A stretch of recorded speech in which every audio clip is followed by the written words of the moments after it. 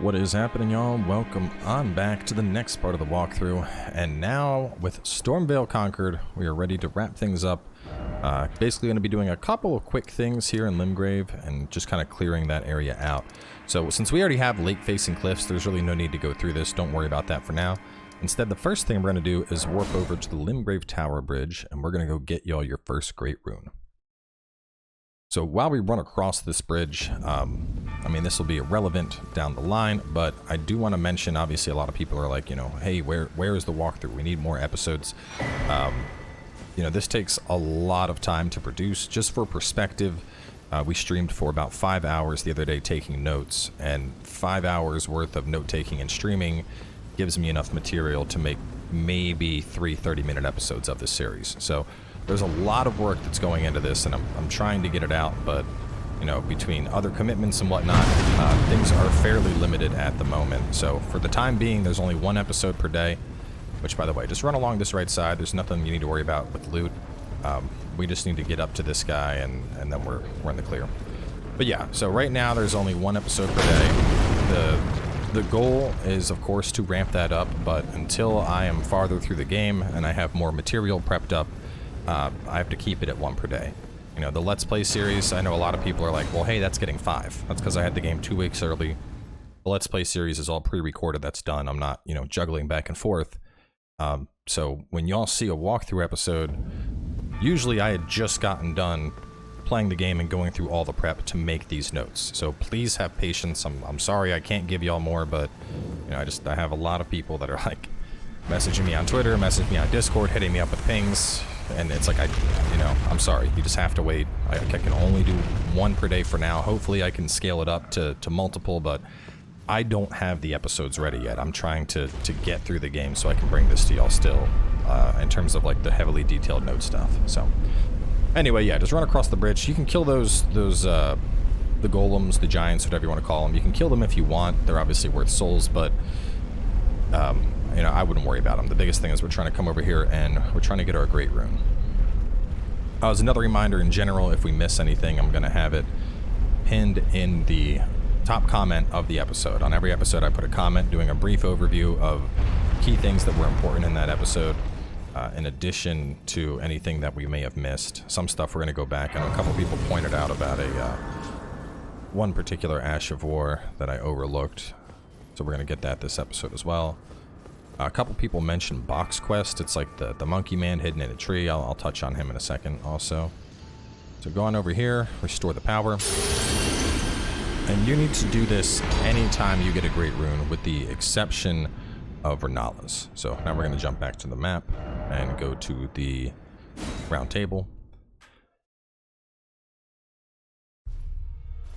So first thing we do at Roundtable is we are going to equip our Great Rune, and this is going to be really nice. Now, there are a couple of these in the game. You just equip them right here after you have unlocked it at that Great Rune's respective Divine Tower, and upon doing that, you can then go into your inventory, and I don't have one right now, but when you have a Rune Arc, if you use that Rune Arc, it'll activate the power of your equipped Great Rune. So in this case, this Great Rune, we can see, raises all attributes. This actually boosts every single stat you have by 5, which is really significant in the early game.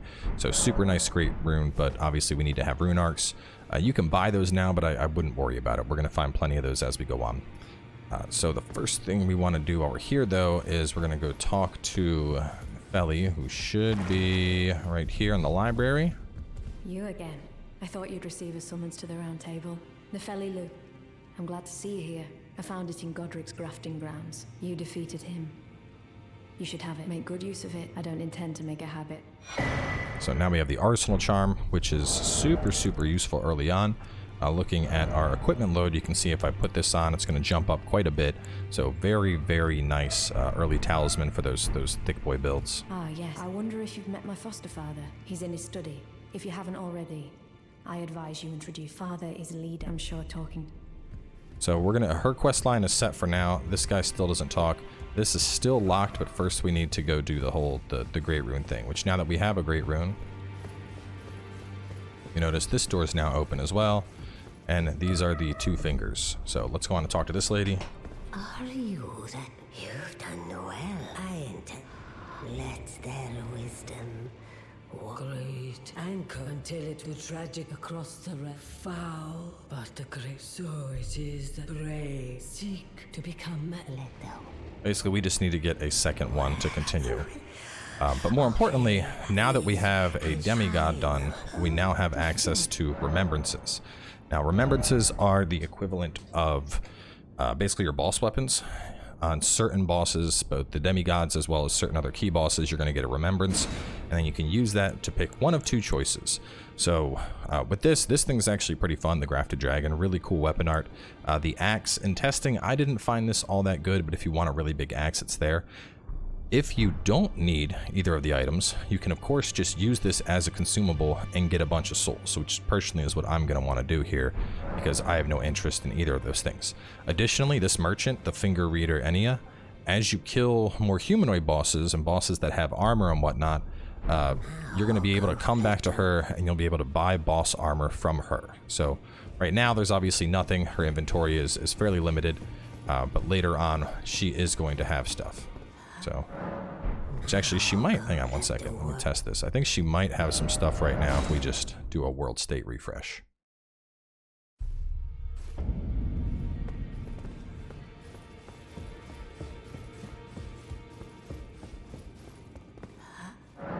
Actually, she still doesn't have it. Okay, so that means that it must be killing the second, our second demigod that unlocks that potential.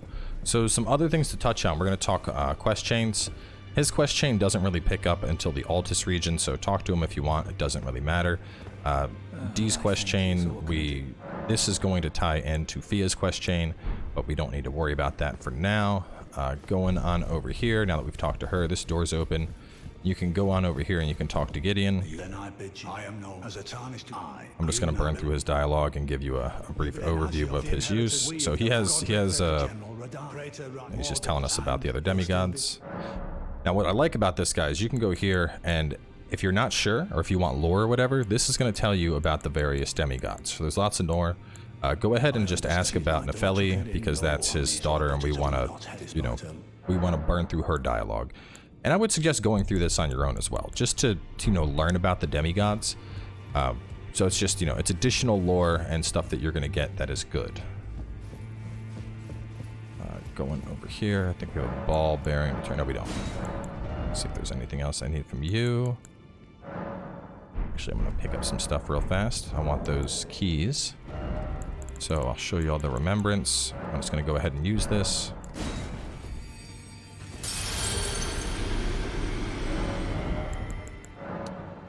Loading up on keys is always good. You don't have to load up on keys right now, but since this is the walkthrough, I always want to make sure I have enough to open stuff. Some other quests to touch on. So Dee's quest chain mainly just gets you a set of armor, but we don't need to do anything else with him for now. His quest is more tied on into Fia over here, which we're now going to talk to and get her quest going. Now, Fia's going to die eventually, but it's at the very end of her quest. So anyway, just go in, get a hug real fast, and then we're going to have an option to talk in secret. She's going to ask us to find a dagger. And by the way, all of these NPC quests, none of these are pertaining to the platinum. If there is something that you're going to do that could potentially cause you to miss the platinum, I will explicitly mention that when that time comes. Up until now, the only thing that we've done towards our platinum is, of course, get two. We've gotten a couple kills. We've gotten just the bosses we've killed. You know, the guy down south, Margit, and then of course Godric. All three of those were. Would you like me the blessing? Would you like to be? Yes, I want another hug. See if we can advance our dialogue more. So yeah, right now the only thing we need have been boss kills going towards our platinum. None of the NPC quest lines in the game relate to the platinum at all. There's a couple of different items that we need to get for the platinum, but we haven't missed any of those anymore. And of course, I'll point those items out as we get to them. But yeah, so I've seen a lot of people like, hey, you know, the Wolfman won't come down with Snap, or, you know, hey, that NPC doesn't want to talk in secret. If you run into something like that, don't worry about it. Just move on to the next step in the videos. You know, you probably went and did something in the world that caused an inconsistency, but, you know, you can still continue regardless. You're not going to miss your platinum, so just continue. So you can go ahead and talk to Rajier if you want.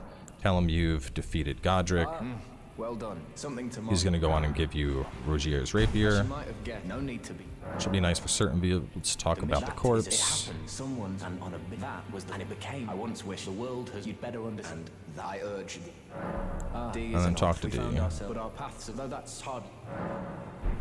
Now, so there's a little bit. I don't want to say conflicts, but there's a couple of intertwining threads with these quest lines.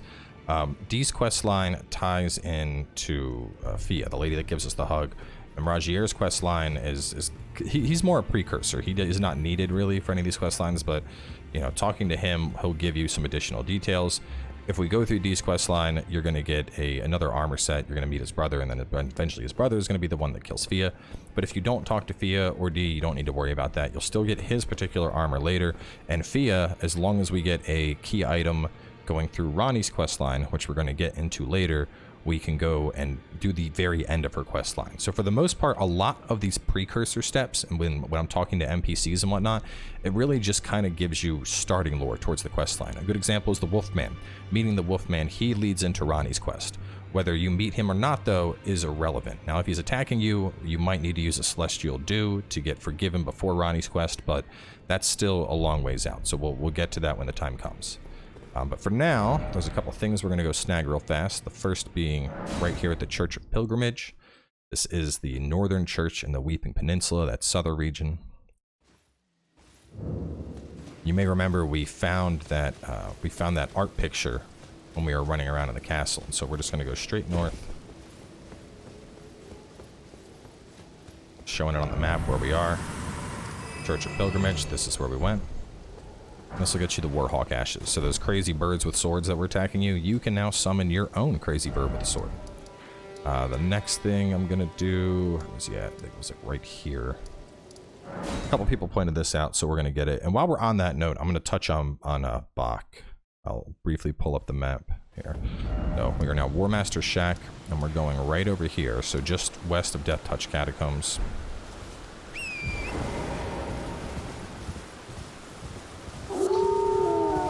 Stuff like this is actually why I was so hesitant to do the walkthrough. There's a guy on a horse out here just riding around, and a couple people have said the audio has been too high on this series as well, so we're gonna knock everything down one notch as well.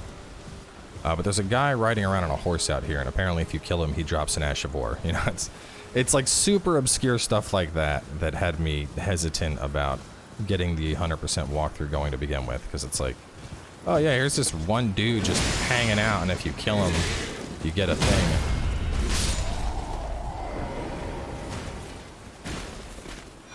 There we go, Ash of War, Golden Vow. Let's see. The next thing we're gonna do. Let's see. We were gonna go out here.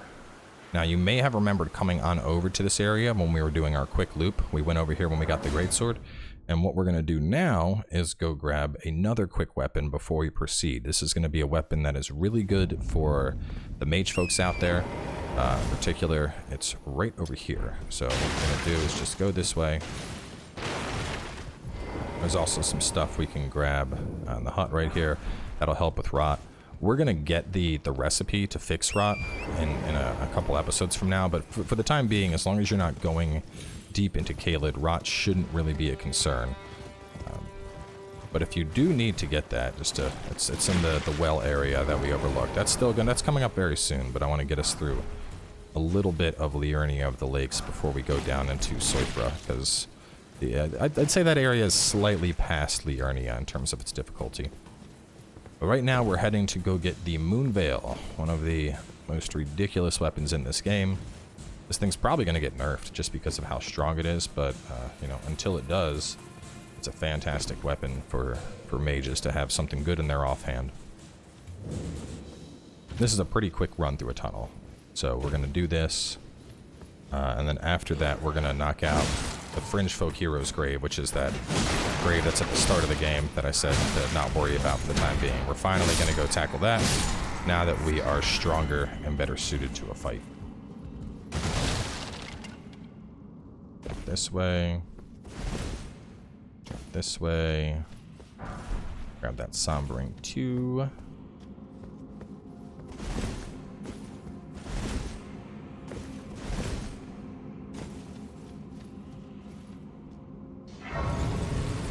There's actually a couple of weapons that we get here that are pretty nice. We might level up as well. We're going to keep pumping our vigor up. I really want to get up to 40 vigor. That is the first soft cap. Your 2 vigor breakpoints for people that are trying to level up health are going to be 40 and then 60. After 60, the returns are very minimal. But getting all the way up to 40 is really going to help you. It's one of the biggest things that I didn't do in my Let's Play series, and it made certain bosses a massive struggle. And like I said before, your weapon damage it's mainly going to come from upgrades. So whether or not you have specific things isn't as much of a concern.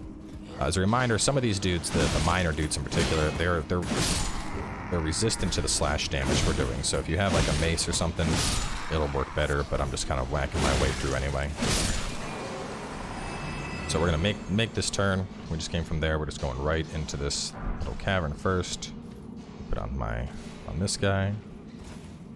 It's gonna be some big old squiddy boy that's gonna show up. I'll start killing the babies, make them come out.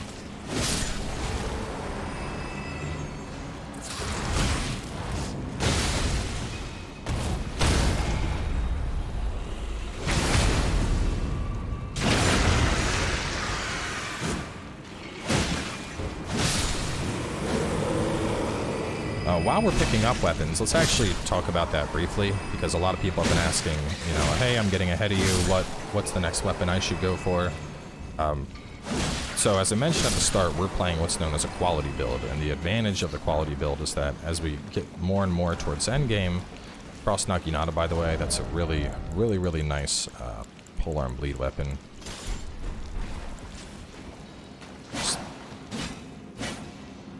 Really solid moveset on that. Of course, it has bleed built in as well. But as we get towards the end game, our stats are gonna scale up, probably in the range of like 50-50 for both dex and strength, and that's just to give us the stats to use literally any weapon we want. So you should already have, if you've been following this guide over in your key items, you should already have this thing, the Iron Wet Blade, which, as you can see, when applying an affinity, allows an additional affinity of heavy, keen, or quality. You could pick any weapon that you can customize, meaning a non-unique weapon. So in this case, something like the Bloodhound's Fang is unique, but you could use the Falchion, you could use the Claymore, you could use the Straight Sword, you could use, let's see what else would work here. Hook Claws would work, the Whip would work, the Banished Knight's Halberd would work. This one is considered unique. This would work, this would work, this would work, this would work. And you can pick any of these things, and if you take them and you just turn them into quality using that whetstone that we got, all of a sudden you have a brand new quality weapon. So, you know, don't worry about whether the weapon that you are using is, you know, appropriate. The whole reason that I suggested you play a quality build was because you have the flexibility to use any weapon you want. So, you know, if you want to be a katana guy, be a katana guy. If you want to use the big greatsword, use the greatsword. And obviously, you know, there are certain setups that are more optimized. For the katanas, doing a dedicated dexterity build is going to be better. If you just want to use giant colossal weapons, you're going to be best off using strength. But the benefit of a quality build is that you can take pretty much every weapon in the game, and you can pick it up and use it, and you'll get by fine. And then once you know, like, you know, this is the weapon I like, I really like this particular weapon, then you can spec into a specialized spec for that particular weapon.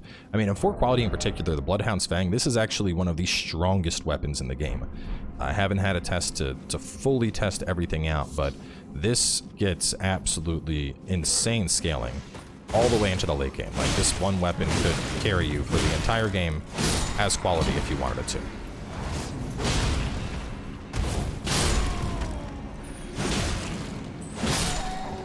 Has very strong scaling, has a bleed moveset.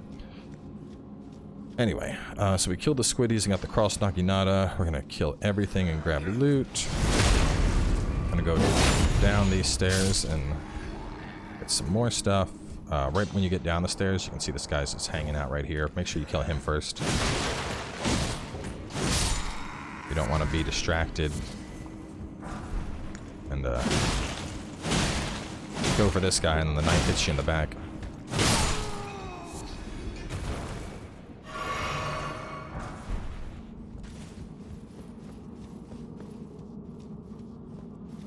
ourselves through this place. The boss room is right there. Before that, though, we're going to open this. We'll grab the next part of Alexander's quest line. Oh, the esteemed warrior. This was supposed to be a dead end. What's going on here? Well, gosh. Here to the festival. Doesn't the thought... So his quest line is really important. I think with a lot of these NPC quest lines, they might get you something really cool, but none of them are needed for platinum. If you go this way, this will pop you out into a rear entrance, but you can't. Even if you come in here from behind, that door that we just opened was locked, which is why we went this way.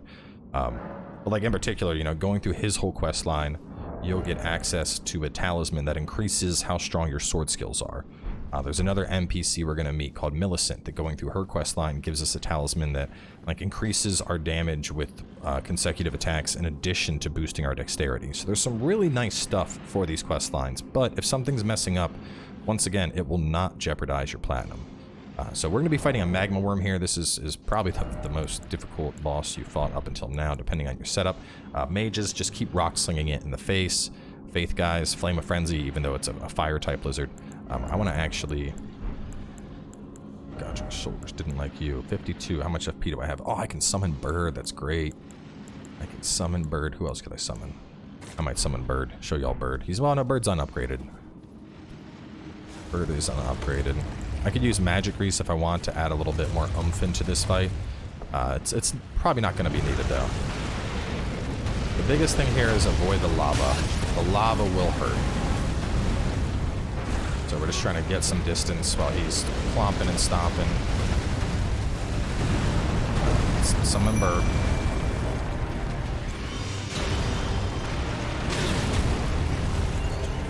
And the biggest thing is to just focus this guy's head.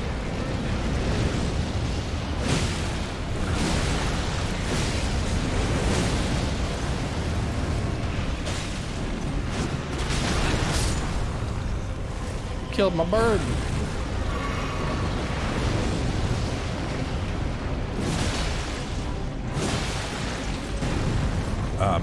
By the way, if you're trying to kill this guy, the only class that I think really needs to kill him right now is going to be mages, because killing him as a mage is going to get you access to the Stormveil Katana, which I'm sure you've seen like a billion YouTube videos about by this point. But melee builds, you know, we're not going to use the thing that this guy drops anyway, so if you don't kill him, it's not a huge concern. There's that bleed proc.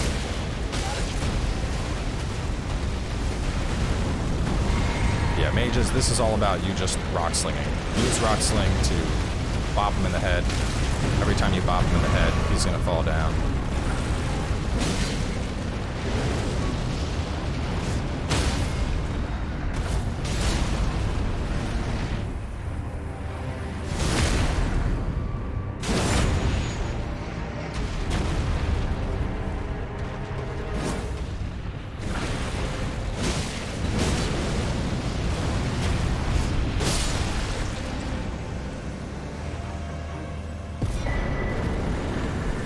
So Dragonheart and Moonveil, as I mentioned, this is very much for a mage build, 23 and 18 dex, but this thing has a very, very good unique skill where if you use your normal attack, it's going to toss out a like horizontal blue wave that's good for AoE clear. If you use the heavy attack, it's going to do a quick vertical slice that travels pretty far. Just a really solid weapon for my mages out there to have something that allows you to actually stick in the fray while, you know, also being able to cast and whatnot. So we got the Great Rune, we talked to Crazy Lady, we talked to Nepheli and Gideon, we covered some of the quests, Warhawk's Sacred Thing. Okay, the next thing we're gonna do is Fringefolk Heroes. So this is actually all the way back at the start of the game, the first step. And this is the starter dungeon. You know, I don't recommend doing it any earlier than this.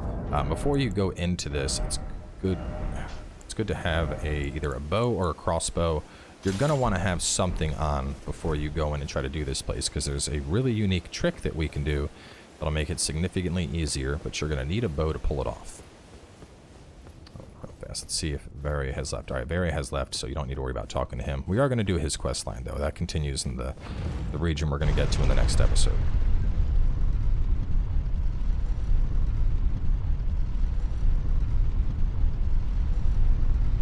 So yeah, you can do this area earlier, but early on, I think the boss of this area is a little bit hard to tackle, which is why I don't recommend people do it until around this point. We're going to spend our souls before we go in for sure, because there's a good chance you'll probably die here multiple times.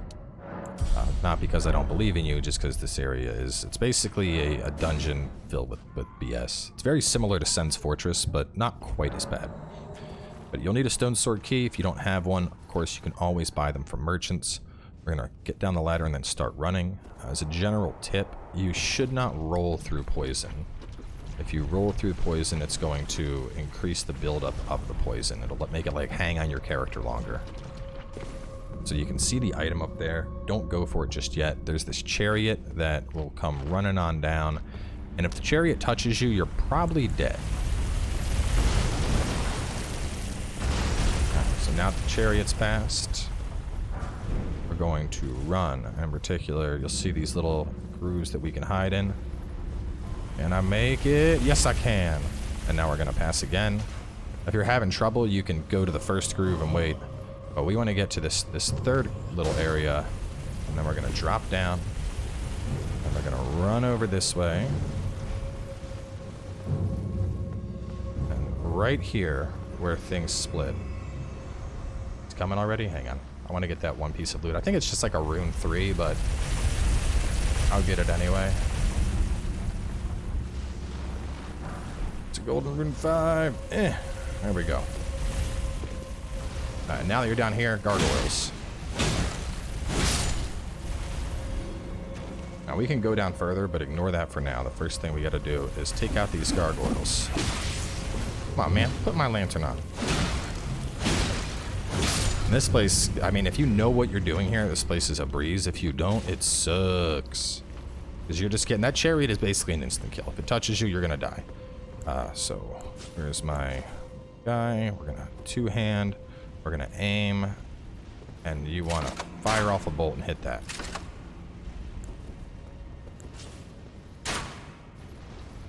Oh, no. Shoot one again. Okay. Thought I had to reload. Looks like it'll just reload on shot. But yeah, so hitting that with any attack is going to lower it. So all we've done is we went ahead and we lowered that right now. Just so the fire doesn't hit us. If the fire does hit you, you saw how much damage it does. I'm going to go left first. There's some guys. There's a couple that are going to try and get you as well, but just run and kill this one.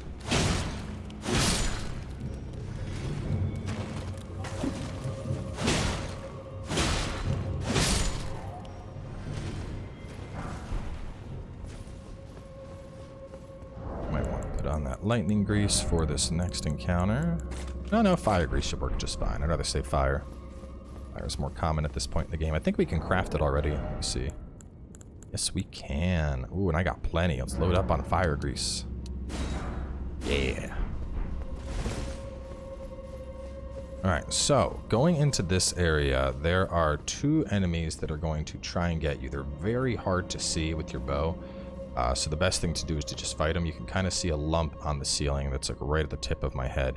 And it's those things from near the start of the game. So what we're going to do is we're going to run straight over there. And we should be able to fight the first one while the second one stays back over here. And we're going to focus on killing that thing. And then we're good. So get over here. Grab that item before it can potentially kill you.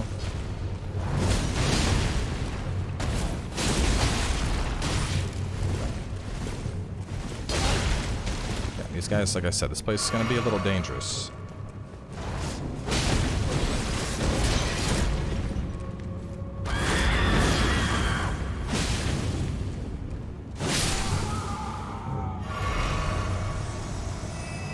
Man, one's down. Now, we don't actually need to kill the second. All we need to do is get across the bridge.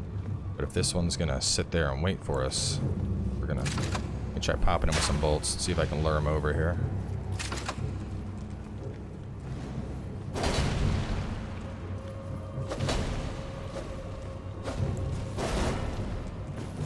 So fight him if you want, but you don't have to fight him. In particular, you can see how there's like a sign down there. We're just gonna go right around here and we're good to drop. I don't believe these guys follow you. And And then we just drop again. Now we're down in this gross little, I don't know, blood swamp or something. Go up this way, and then over on the left. Once we get up this elevator, there's going to be a dude. Actually, we go up a little ways, and then we fight the dude. That talisman we just got, the Erdtree's Favor, this is pretty nice. It raises HP, stamina, and equipment load, but the very early one, this first one, is kind of weak, you know, 7 stamina, and as you can see, I'm getting like 30-ish health from it. There's a +2 and a +3 version of this. The +3 is pretty good. The basic one, though, not as good. So kill this Banished Knight. Oh, God. Oh, no, I'm stuck. Bro! No, no. Oh my God. Terrifying.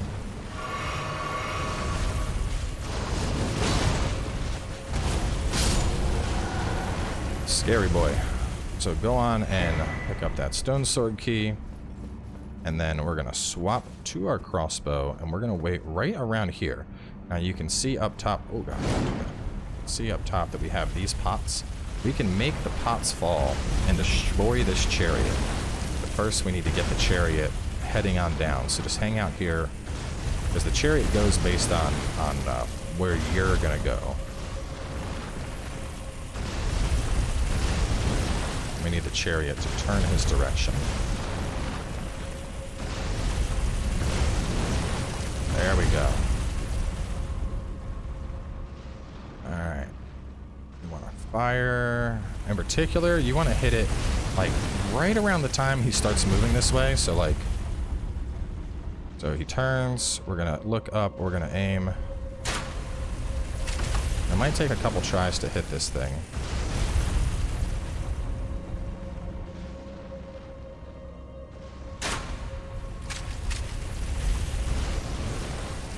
Do I not have more bolts?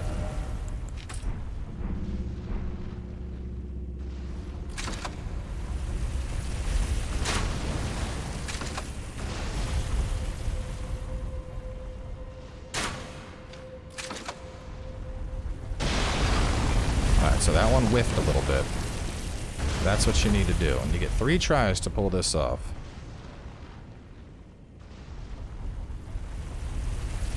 Alright, it's hitting us. We're going to wait. It's going down. It's turning around. Oh, that one was farther back.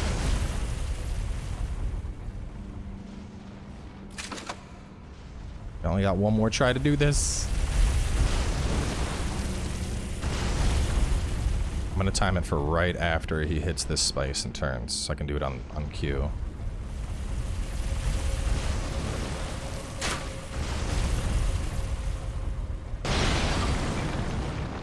Oh no.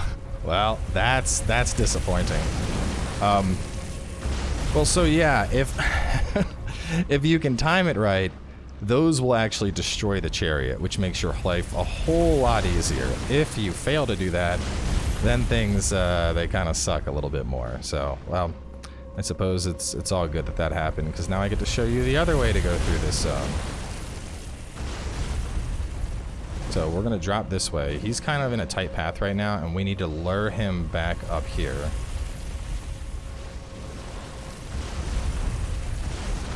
Okay, now that he's going, drop down.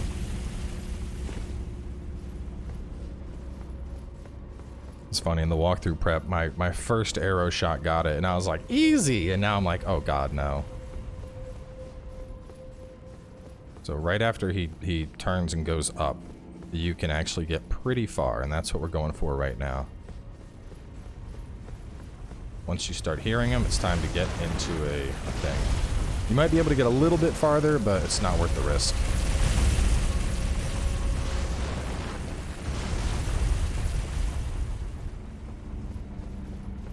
No, I don't want to go yet. I need to wait for him to go all the way down. I think he goes all the way down. You can always just track his path and watch, so we can see if he goes past that halfway point. We're safe. Okay, he turned, so now we're going to follow right behind him.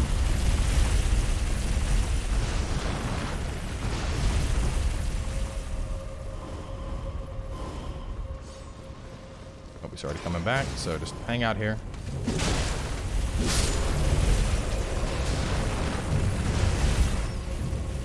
Run, run, run, run, run, run, run. Need another alcove to stick in. There we go.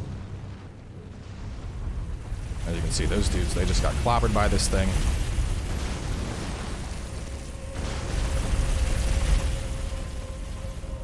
There's another banished knight right here. So this guy will be about as difficult as the other one. So just be ready.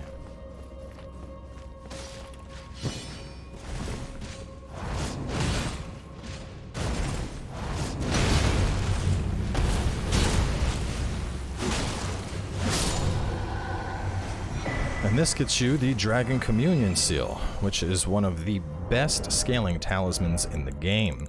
Now, in particular, spells do not scale off of your stat whatsoever. Spells will scale off of the scaling. So this says incant scaling. This says sorcery scaling. So what that means is that number is what's going to determine how strong your sorceries are. That number, the incant, is going to determine how strong your faith spells are.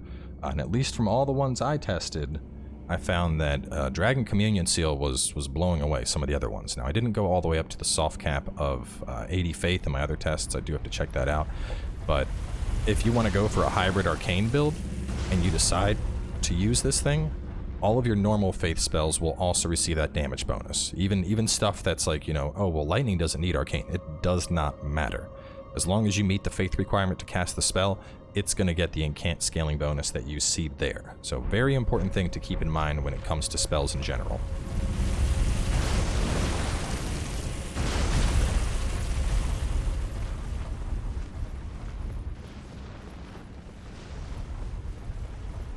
I think I can get down to the one. Gotten it a little close.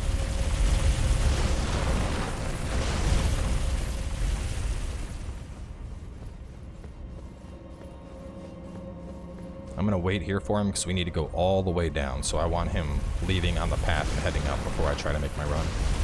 Now, obviously, if you do manage to hit the pots and destroy this thing, none of this matters. You can just run through here freely. Obviously, you got to worry about the enemies at that point. Okay, we kept going. That's good. And we're just going to go all the way down. You can see an item down there. We're going to kind of target that because he's going to start coming straight down for us.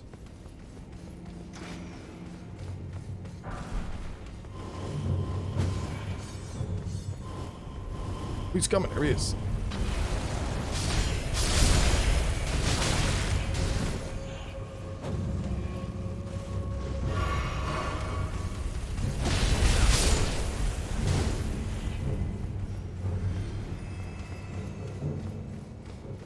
All right, and we're all the way at the bottom. So thankfully, we got a... oh my god. Got a stake here if we die. But in here, you're going to fight another seed beast, which I think that they've been... the names of these things have been found, and it's like... yeah, I think they're called tree spirits, yeah. Ulcerated tree spirit. I like seed beast more. But anyway, we're probably just going to die this attempt simply because we don't have any healing or health. This thing wiggles all over the place. I'm still going to try, though. Oh. And there we go. But we have a respawn right here, so it shouldn't be that bad.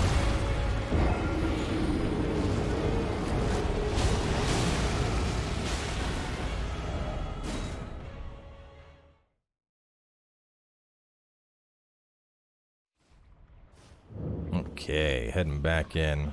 Except now we're ready. We got our heals. Guys in trouble.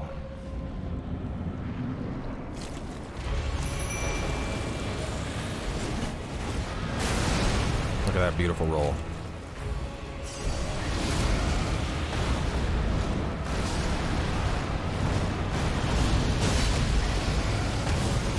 Trees hate fire.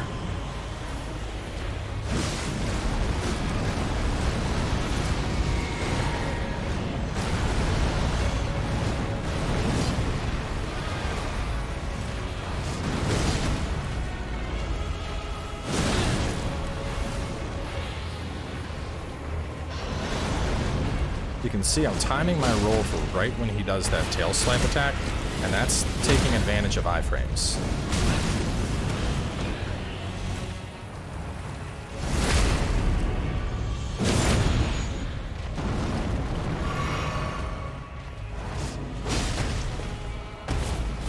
Yeah, and what's weird is every now and again, I've noticed this a lot with these guys. They'll just suddenly get passive after like a big critical or whatever the case is. This is like the 6th or 7th time I've seen it happen. But definitely makes the end of those fights a bit easier. And with him down, we now have access to the OG, my boy Oleg. Now, Oleg is not considered a legendary, but he is super good. This guy has like double claymores, does a ton of attacks. Oleg straight up carried me through the majority of the Let's Play, so I cannot overstate enough how awesome of a summon this is. He does cost 100 FP, so obviously that's going to be a pretty beefy investment into mine, especially for my strength gain, but mages, personally, I like Oleg more than I like Lutel. Oleg does work. So anyway, we are wrapping things up here. We can obviously leave with the grave done. In terms of the net, well, let's real fast. Let me just talk about. I'm going to talk about Bach because people are like, "What about Bach's quest? You missed Bach." Bach might be gone already. I don't even know. We're going to find out. So Bach is. He should be like right over here. There's an NPC right around here. I think it's this bush, but he's hiding as a bush. It's a demi-human. Not that bush. It's this bush. Not that bush.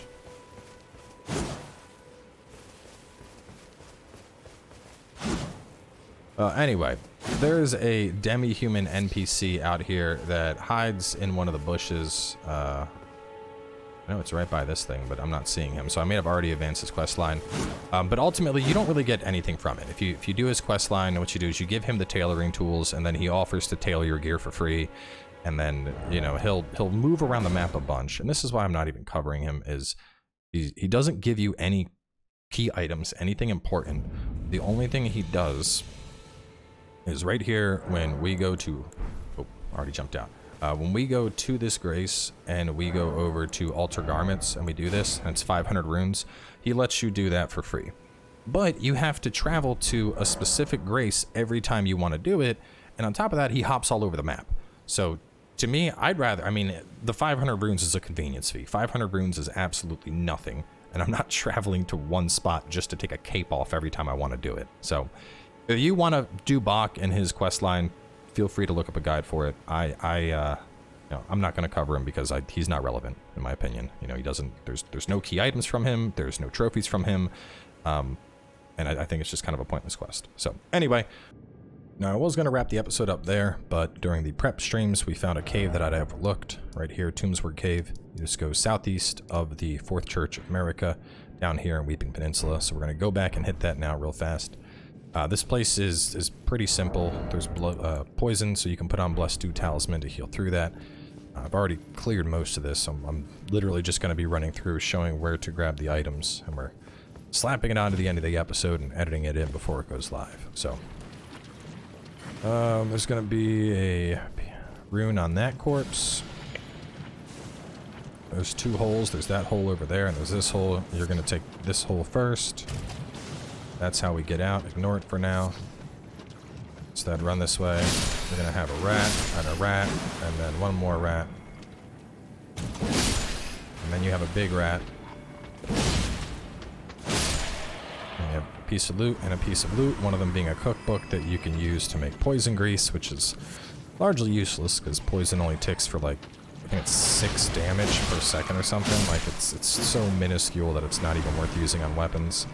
But so you kill that rat. Get lots of poison blooms here early. And then you run around, more moss. Right up here, there's some plants. Right by the plants, there'll be another piece of loot. That's an arteria leaf. You can grab that. If we jump back up top to the main room, there's a piece of loot on that guy you can snag.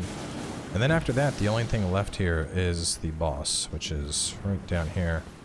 Check over here. Was there loot over here? Yeah, I think there was loot on that body as well. So grab that.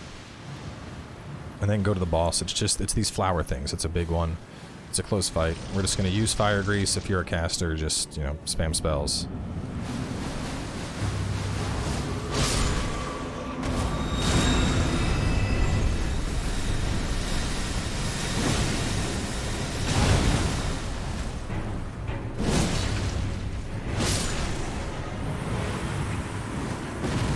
And hooray!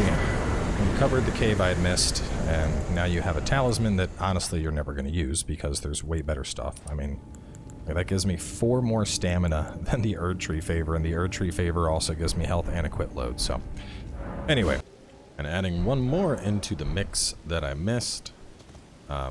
This is right here by Castlemore Rampart. I mentioned that there was a seed over here, and someone pointed out that there is actually a death bird that will spawn over here at night. It's those death birds and night riders that get you, man, because you gotta rerun the entire game in darkness to try and find them all. But it's just so head basically bearing southwest with Castlemore off in the distance, and right around the time we get past these ruins, this guy should show up. Right around these bats.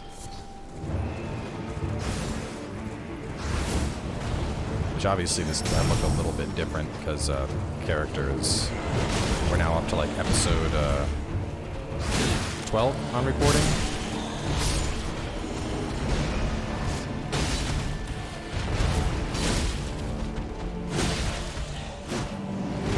Which, I mean, it's a death bird. You all know how to fight these things already, but going back and covering it.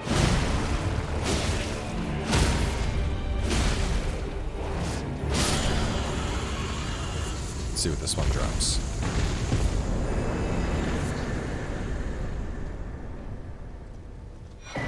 Ah, the sacrificial axe bird. Okay. Well, from here we are ready to wrap up our time in this region. As for the next episode, if I remember, we're going to be heading on up north to Liurnia, and starting from the lake-facing cliffs that we grabbed when we did our initial loop through there. So, we're wrapping things up for here. I believe we now have everything in Limgrave, with the exception of the Kenneth Hike quest, and that comes back into the picture a little bit later. So, stay tuned, and I'll catch y'all next time with more.